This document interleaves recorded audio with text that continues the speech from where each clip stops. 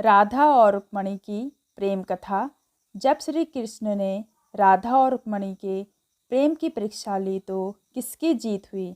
एक रात नींद में श्री कृष्ण के मुख से राधा का नाम निकला।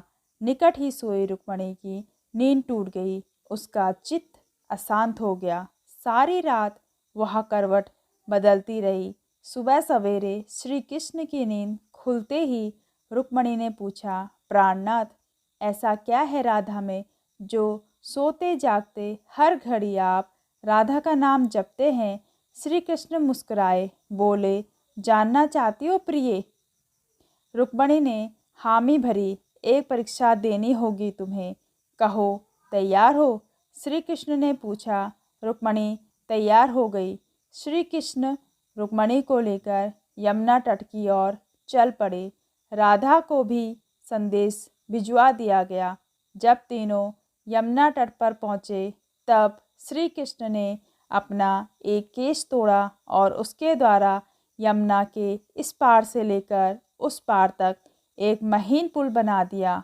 उसके बाद श्री कृष्ण ने यमुना से 2 मटकी भरी, एक मटकी रुक्मणी को दी, एक राधा को, और बोले, मेरे प्रेम का स्मरण करते हुए ये मटकी पुल के पार पहुंचा दो।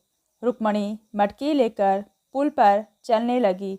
कुछ दूर चलने के बाद जब उसने पुल की दूसरी ओर देखा तो सशंकित हो गई। उसके कदम डगमगाने लगे।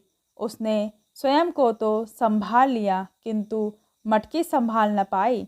वह किसी तरह पुल तो पार कर गई पर मटकी यमुना में गिर गई। जब राधा की बारी आई तो मटकी लेकर बड़ी सहजता से वो पुल पार कर गई। यह देख रुक्मणी चकित हुई। उसने राधा से पूछा, बहन, ऐसा क्या था तुम्हारे प्रेम में जो मटकी लेकर यमुना पार कर गई। राधा ने उत्तर दिया, बहन, मैंने कहाँ यमुना पार किया, प्रिय के द्वारा मेरे हाथों में दी मटकी ने मुझे पार पहुँचाया। रुक्मणी को राधा के प्रेम की अथाह गहराई का भान हो गया। समर्पण प्रेम का मूल है। जहाँ समर्पण है वहाँ पूर्ण विश्वास है।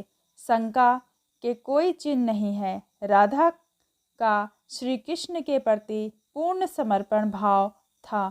शंका लेश मात्र भी न थी। विश्वास था कि प्रिय ने हाथ में मटकी दी है तो पार भी पहुंचाएगा। अर्थात प्रेम करे तो पूर्ण समर्पण भाव से करें।